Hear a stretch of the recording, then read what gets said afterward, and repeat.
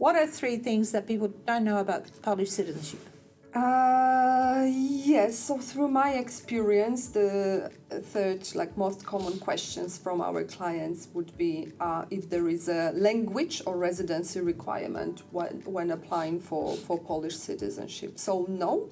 Through descent. Through descent. So so the process is called the confirmation of Polish citizenship. There is no residency or language requirement. The process is based on documents. It's an admin process. So no other requirements rather than documentation requirements. And of course, your case needs to qualify. Which we will confirm. Another question is about the 1918 and 1920 date, because those are very significant dates when it comes to the history of Poland, and also when it comes to the citizenship process and eligibility. However, it's not a cut-off date. So this is just to clarify, there was no Poland for 123 years. The state of Poland, even though it's 1,000 years old, it was wiped off the map and was only re-established in 1918. First set of laws were introduced in 1920. And often when you speak to other companies, they'll tell you that if your ancestors left before that, you do not qualify. What Kasia is telling you is that it's not true, right? It is not true in most of the cases. So when it comes to the date 1920, that's when the first Polish citizenship law was established, and it stated that it basically didn't allow dual citizenship.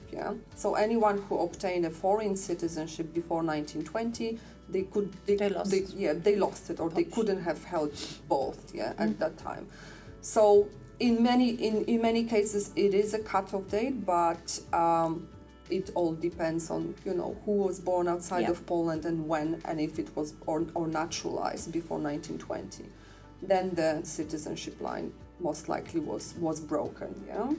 So we would essentially, just to summarize, we would essentially look at your ancestral line, and if your ancestor left before 1920 but did not naturalize before 1920, and we can prove that they were a resident in Poland even when Poland didn't exist, then you have a chance.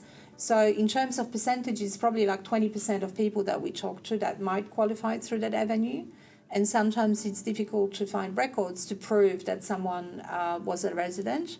But essentially, if someone tells you, your family were left before 1920, do not qualify, that is not true.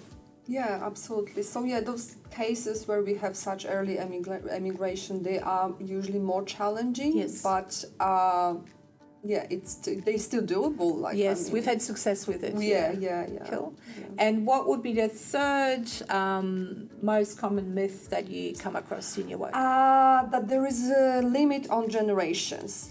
So that we can only go back to great grandparents. That's also not true. So there is no limit on generations. However, we need to check what happened to their citizenship, after they emigrated. But we can go to even 10 generations back. Right. So it's all about other eligibility criteria, but you can go back as far as you want. That legislation that we mentioned earlier of 1920 also provided for future generations. So essentially the Polish lawmakers looked at, who is the Polish borders of today? If you declare yourself as a Polish citizen, and if you don't hold another citizenship, you are Polish. Also, if you live outside of Poland. And we're going to make rules about what will happen to your children, grandchildren, great-grandchildren. So this is why this particular law is called citizenship through descent or through blood. And at that time, they provided rules around everybody else that's going to be born into the future. And that is why we say there's no limit on generations when it comes to Polish citizenship through descent. Thank you, Kasia.